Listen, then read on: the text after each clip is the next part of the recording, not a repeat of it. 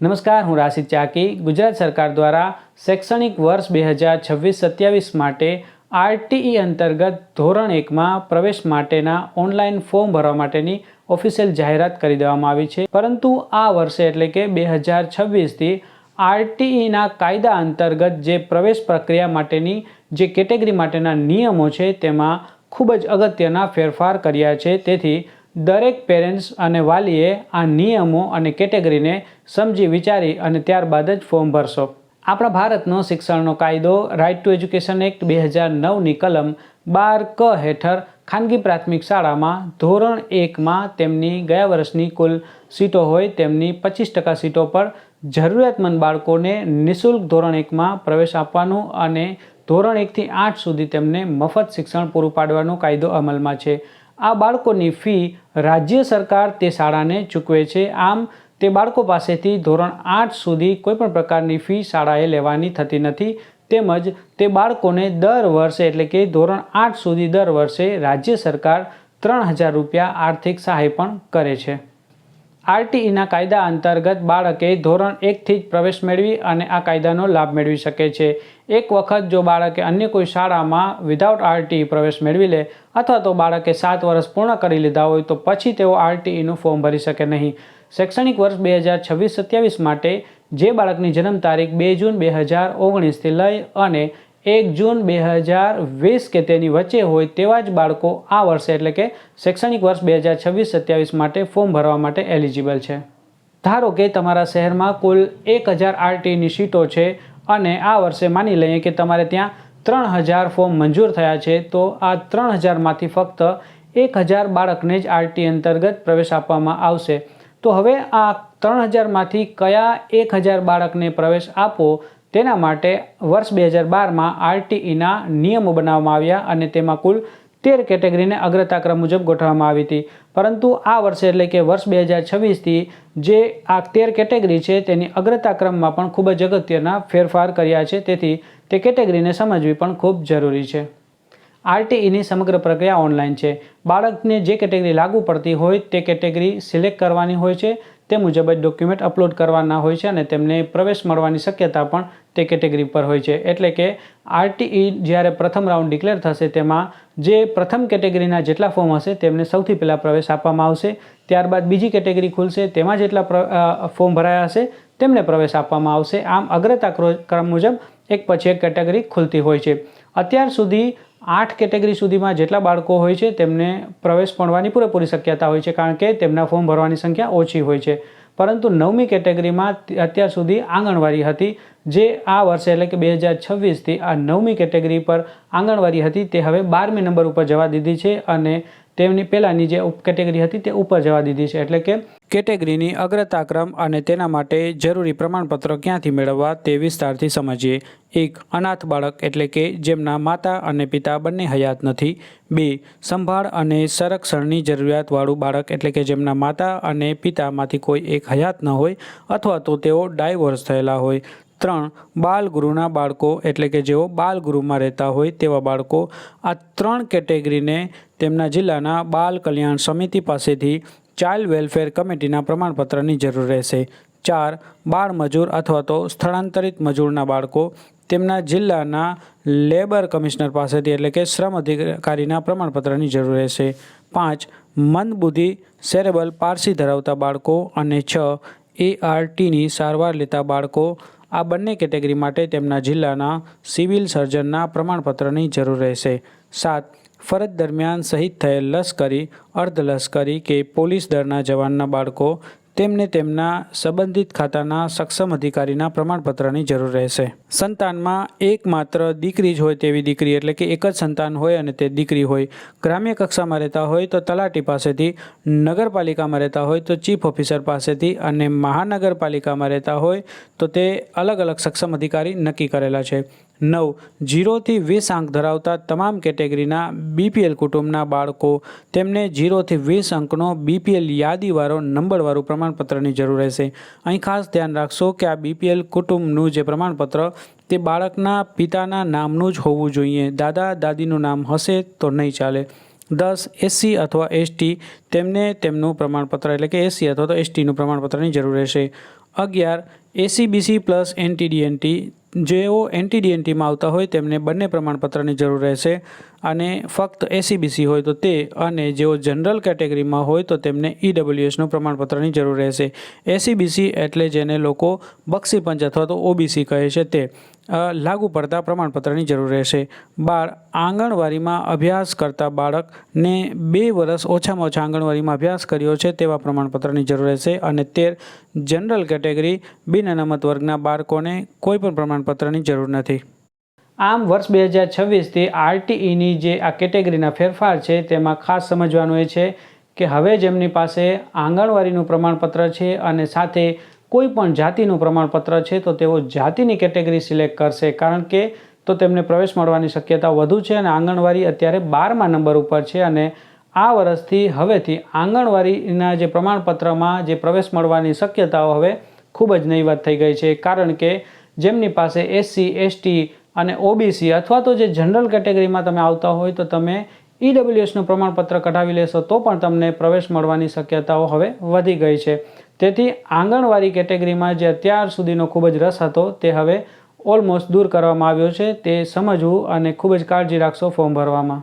આમ આ વર્ષથી ખાસ કાળજી રાખશો કે જો તમારી પાસે આંગણવાડીનું પ્રમાણપત્ર હોય પરંતુ તમારી પાસે કોઈ જાતિનું પ્રમાણપત્ર હોય તો તમે જાતિની કેટેગરી સિલેક્ટ કરશો તો પણ તમને પ્રવેશ મળવાની શક્યતાઓ વધુ છે. અને જેઓ જનરલ કેટેગરીમાં આવે છે તેઓએ પણ ઈડબ્લ્યુએસનું પ્રમાણપત્ર તાત્કાલિક કઢાવીને તેમને ઈડબ્લ્યુએસની કેટેગરી સિલેક્ટ કરવાની રહેશે, પરંતુ આંગણવાડી કેટેગરીમાં ફોર્મ ભરવાનું જરાય પણ વિચારતા નહીં, કારણ કે હવે તેમને પ્રવેશ મળવાની શક્યતાઓ નહીવત થઈ ગઈ છે. આરટીઈ માટે જરૂરી પુરાવા: બાળકનો ફોટો, બાળકનો જન્મનો દાખલો અને બાળકનું આધાર કાર્ડ. માતા અને પિતાનું આધાર કાર્ડ. અગાઉ આપણે 13 કેટેગરી સમજ્યા, તેમાંથી 12 કેટેગરી લાગુ પડતી હોય તો તેમનું પ્રમાણપત્ર. જો પાન કાર્ડ હોય તો તે, આઈટી રિટર્ન ભરેલું હોય તો આઈટી રિટર્ન અથવા તો સેલ્ફ ડિક્લેરેશન. વાલીની સહીનો નમૂનો એટલે કે માતા અથવા પિતામાંથી કોઈ એકનો કોરા કાગળમાં સહીનો નમૂનો. બેંકની પાસબુક, તે બાળક, પિતા અથવા માતા કોઈની એકની ચાલશે. સરનામાનો પુરાવો, તેમાં પિતાનું આધાર કાર્ડ, પાસપોર્ટ, વીજળી બિલ, પાણી બિલ, ચૂંટણી કાર્ડ અને રેશન કાર્ડ. આમાંથી એક પણ પુરાવો હાલનો ન હોય તો રજિસ્ટર્ડ ભાડા કરાર, નોટરી ભાડા કરાર પણ નહીં ચાલે. પિતાનો આવકનું પ્રમાણપત્ર 6 લાખ સુધી, 1 એપ્રિલ 2024 પછીનો. તમામ ડોક્યુમેન્ટ ઓરિજિનલ અને સરખા વચાય તેવા અપલોડ કરવાના રહેશે. અને જે ડોક્યુમેન્ટ 2 પેજના હોય જેમ કે આધાર કાર્ડ, રેશન કાર્ડ, તો બંને પેજ અપલોડ કરવા ફરજિયાત છે. આરટીઈનું ફોર્મ ઓનલાઈન ભરાઈ ગયા પછી તમારા જિલ્લામાંથી જ ફોર્મની ચકાસણી થતી હોય છે. જો બધું ફોર્મ વ્યવસ્થિત ભરાયું હોય તો ફોર્મ મંજૂર કરવામાં આવે છે. એક વખત ફોર્મ મંજૂર થયા પછી ફક્ત પહેલા રાઉન્ડ એટલે કે પરિણામની રાહ જોવાની હોય છે. આરટીઈના ઓનલાઈન ફોર્મ ભરવા માટે અંદાજે 13 દિવસનો સમય આપવામાં આવે છે. આ 13 દિવસ અંતર્ગત જો તમારું ફોર્મ રિજેક્ટ થાય, નામંજૂર થાય કે પછી ફોર્મમાં ભૂલ થઈ હોય તો તમે ફરીથી નવું ફોર્મ ભરી શકો છો. પરંતુ આ એક વખત 13 દિવસનો સમયગાળો પૂર્ણ થઈ જાય અને જો પછી ફોર્મ રિજેક્ટ થાય તો બીજા 3 દિવસનો સમય આપવામાં આવે છે, જેમાં ફક્ત તમે ડોક્યુમેન્ટમાં સુધારો કરી શકો. આ 3 દિવસમાં હવે તમે નવું ફોર્મ પણ નહીં ભરી શકો, તેમજ ફોર્મની જે વિગત છે તેમાં પણ હવે સુધારો કરી શકશો નહીં. આમ તમારે ખાસ કાળજી રાખવાની છે કે આરટીઈની શરૂઆત થાય તો તેના શરૂઆતના દિવસોમાં જ ફોર્મ ભરી લેવું, જેથી કરીને જો કોઈ ભૂલ હોય તો રિજેક્ટ પણ થઈ જાય અને તમે નવું ફોર્મ તાત્કાલિક ભરી શકો છો. તેમજ મારી એક ખાસ સલાહ છે કે આરટીઈનું ફોર્મ તમારા શહેર કે ગ્રામ્ય વિસ્તારમાં તમે જ્યાં રહેતા હોય ત્યાં નજીકમાં જે ખૂબ જ અનુભવી વ્યક્તિ હોય, સંસ્થા હોય, તેમની પાસે જ આરટીઈનું ફોર્મ ભરાવશો. કારણ કે આરટીઈના ફોર્મ ખૂબ જ કાળજીપૂર્વક ચેક થતા હોય છે.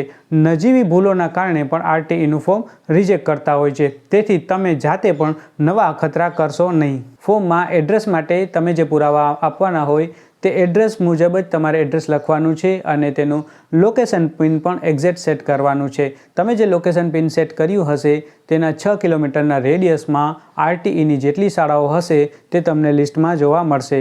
અહીં ખાસ કાળજી રાખશો કે આરટીઈમાં શાળા પસંદગીનો પણ ખૂબ જ અગત્યનો રોલ છે. તમે ગમે તેટલી શાળા એડ કરી શકો છો, તેની કોઈ લિમિટ નથી. તમારે ક્રમમાં શાળા ગોઠવવાની છે, એટલે કે તમને જે શાળા સૌથી વધુ પસંદ હોય તે પ્રથમ ક્રમ ઉપર રાખો. ત્યારબાદ જે તમને શાળા પસંદ હોય તે બીજા ક્રમ ઉપર રાખો. આમ તમારે શાળા ગોઠવવાની છે.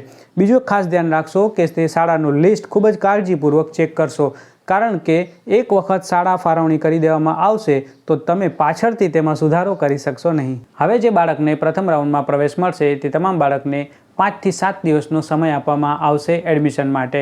તેમને ઓનલાઈન એડમિટ કાર્ડ ડાઉનલોડ કરવાનું અને જે શાળા ફાળવવામાં આવી હોય તે શાળાએ જઈ અને તમામ ડોક્યુમેન્ટ ઓરિજિનલ અને ઝેરોક્સ ત્યાં સબમિટ કરવાના રહેશે અને તેમનું એડમિશનની પ્રક્રિયા પૂર્ણ કરવાની રહેશે. પરંતુ જે બાળકોને પ્રથમ રાઉન્ડમાં પ્રવેશ આપવામાં આવ્યું નથી, એટલે કે શાળા ફાળવવામાં આવી નથી, ફોર્મ મંજૂર છે પરંતુ શાળા ફાળવવામાં આવી નથી, તેમના માટે બીજો રાઉન્ડ બહાર પાડવામાં આવશે. આ બીજા રાઉન્ડમાં 3 દિવસનો સમય આપવામાં આવશે તેમાં શાળાની ફેરબદલી કરવા માટે. આ શાળાની ફેરબદલી કરવી ફરજિયાત નથી, પરંતુ પ્રથમ રાઉન્ડમાં તમે જે શાળાઓ એડ કરી હતી તે શક્યતાઓ છે કે હવે તે શાળા ફૂલ થઈ ગયા હશે. હવે બીજા રાઉન્ડમાં એ જ શાળા લિસ્ટમાં હશે જે હજી પ્રથમ રાઉન્ડ પછી પણ ખાલી છે. એટલે તમારે આ શાળાની ફેરબદલી કરવી ખૂબ જ હિતાવહ છે. હવે જે શાળાઓ લિસ્ટમાં ખાલી છે તે એડ કરવાથી તમને પ્રવેશ મળવાની શક્યતાઓ થોડી વધી જશે. આ જ રીતે બીજો રાઉન્ડ અને ત્રીજો રાઉન્ડ પણ બહાર પડશે. આ બીજા રાઉન્ડ અને ત્રીજા રાઉન્ડમાં તમે કોઈપણ વ્યક્તિ નવું ફોર્મ ભરી શકે નહીં કે કોઈપણ પ્રકારનો ફોર્મમાં સુધારો પણ કરી શકે નહીં. આરટીઈના ફોર્મમાં બાળકની વિગત એ બાળકના જન્મના દાખલા મુજબ લખવાની છે, આધાર કાર્ડ મુજબ નહીં. તેમજ જેટલી વિગતો માંગી હોય તે તમામ વિગતો લખવી. તેમજ એડ્રેસના પુરાવામાં ખૂબ જ કાળજી રાખવી, કારણ કે અસંખ્ય ફોર્મ તેમાં રિજેક્ટ થતા હોય છે. તેમાં એડ્રેસના પુરાવામાં બાળકના પિતાના એડ્રેસના પુરાવા આપવા. ઘણી વખત રેશન કાર્ડ, બીપીએલ કાર્ડ કે પછી લાઇટ બિલમાં બાળકના દાદા દાદીનું નામ મુખ્ય વ્યક્તિમાં હોય છે તો તે પુરાવા તરીકે નહીં ચાલે. બાળકના પિતાનું નામ જ મુખ્ય વ્યક્તિમાં હોવું ફરજિયાત છે. આરટીઈના ફોર્મમાં આવકનો દાખલો પણ પિતાનો જ માન્ય રહેશે. તે પણ તમે જે શહેર કે ગ્રામ્ય વિસ્તારમાં રહેતા હોય ત્યાંનો જ આવકનો દાખલો માન્ય રહેશે. અમુક ખાસ કન્ડિશનમાં જ માતાનો આવકનો દાખલો માન્ય રાખવામાં આવે છે. જેમ કે પિતાનું અવસાન થયું હોય તો પિતાનું ડેથ સર્ટિફિકેટ, જો માતા અને પિતાના ડાયવોર્સ થયા હોય તો ડાયવોર્સ સર્ટિફિકેટ, અને જો માતા પિતાના કોર્ટ મેટર ચાલતી હોય તો તે કોર્ટ મેટરના જે પેપર હોય તેની PDF તમારે ઓનલાઈન અપલોડ કરવાની રહેશે. તે ઓનલાઈનમાં અધર ડોક્યુમેન્ટનું એક ઓપ્શન આપે છે, ત્યાં તમારે આ ડોક્યુમેન્ટ અપલોડ કરશો અને ત્યારબાદ માતાનો આવકનો દાખલો અપલોડ કરશો તો જ આવકનો દાખલો માન્ય ગણવામાં આવશે. જો બાળકના પિતા ઇન્કમટેક્સ રિટર્ન ભરતા હોય તો તે રકમ મુજબ જ આવકનો દાખલો હોવો જોઈએ, એટલે કે બંનેમાં રકમ એકસરખી હોવી જોઈએ. તો તમારે આવકનો દાખલો અને ઇન્કમટેક્સ રિટર્ન બંને અપલોડ કરવાના રહેશે અને બંનેનું ફિગર ચેક કરવામાં આવશે. ઘણી વખત બંનેના ફિગરમાં મિસમેચ હોય છે, જેથી ફોર્મ રિજેક્ટ પણ થતા હોય છે. જો તમે ઇન્કમટેક્સ રિટર્ન ભરતા નથી તો તમારે વર્ષ 2026માં વેબસાઇટ પર 2026નું સેલ્ફ ડિક્લેરેશન અપલોડ કરવામાં આવે છે. તે તમારે ડાઉનલોડ કરી તેની પ્રિન્ટ કરી અને ખૂબ જ કાળજીપૂર્વક તે ભરવાનું અને તે ફરીથી અપલોડ કરવાનું. આ સેલ્ફ ડિક્લેરેશન એટલે કે સ્વઘોષણા પત્રકના લીધે પણ અસંખ્ય ફોર્મ રિજેક્ટ થતા હોય છે. તેથી વર્ષ 2026નું આ સેલ્ફ ડિક્લેરેશનનું ફોર્મ કેવી રીતે ભરવું તેના માટે હું અલગથી વિડીયો બનાવીશ. જો તમારા ઘરથી 6 કિલોમીટરમાં કેન્દ્રીય વિદ્યાલયની શાળાઓ આવેલી હોય તો ત્યાં પણ ધોરણ 1માં આરટીઈ અંતર્ગત પ્રવેશ મેળવી શકો છો. તેની પ્રોસેસ અને ફોર્મની જે પ્રક્રિયા તદ્દન અલગ છે. તેના માટેનો મારો વિડીયો પણ અલગ છે, તે તમે જોઈ લેશો અને કેન્દ્રીય વિદ્યાલયનું ફોર્મ પણ તમે ભરી લેશો. આરટીઈના ફોર્મ ભરાઈ ગયા પછી તેની ચકાસણી થાય અને ફોર્મ મંજૂર થાય કે રિજેક્ટ થાય તો SMS થી જાણ કરવામાં આવે છે. પરંતુ ઘણી વખત લોકોને ખબર જ નથી હોતી કે તેમનું ફોર્મ રિજેક્ટ થઈ ગયું હોય છે. તેથી તમે જ્યારે ફોર્મ ભરી લ્યો પછી દરરોજ અથવા તો એકાત્રે તમારે તેનું સ્ટેટસ ઓનલાઈન ચેક કરી લેવું જોઈએ, જ્યાર સુધી તમારું ફોર્મ મંજૂર ના થાય ત્યાર સુધી. બીજું કે આરટીઈમાં એક વખત પ્રવેશ મળી જાય તો દર વર્ષે 3000ની આર્થિક સહાય પણ મળે છે. તે વર્ષના એન્ડમાં મળે છે. જો કોઈ વર્ષે તમને સહાય ન મળે તો તમે શાળાનો સંપર્ક કરશો અથવા તો તમારી જિલ્લાની શિક્ષણ અધિકારીનો સંપર્ક કરી લેશો. જે બાળકો આરટીઈમાં ધોરણ 1થી 8 સુધી અભ્યાસ કર્યો હોય તેમને 9થી 12 સુધી પણ આર્થિક સહાય મળી રહે તેના માટે બીજી એક યોજના અમલમાં છે, મુખ્યમંત્રી જ્ઞાન સાધના મેરિટ પરીક્ષા.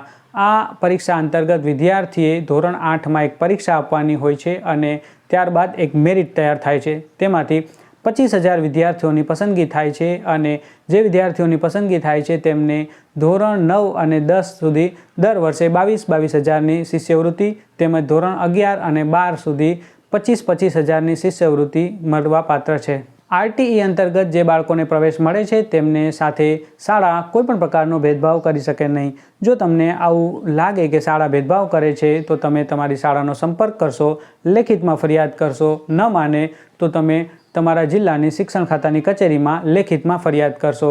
આવી શાળા માટે તેમને દંડ પણ થઈ શકે અને તેમની માન્યતા એટલે કે લાયસન્સ રદ પણ થઈ શકે છે. આરટીઈની તમામ અપડેટ માટે મેં વોટ્સઅપમાં એક આરટીઈ 2026નું ચેનલ બનાવ્યું છે, તે તમે જોઈન કરી લેશો. ત્યાં તમને આરટીઈને લગતી તમામ અપડેટ, માહિતી, ન્યૂઝ મળી રહેશે. આ વિડીયો લાઈક કરશો, ચેનલ સબસ્ક્રાઈબ કરશો અને આ માહિતી અન્ય ગ્રુપમાં શેર કરશો. ધન્યવાદ.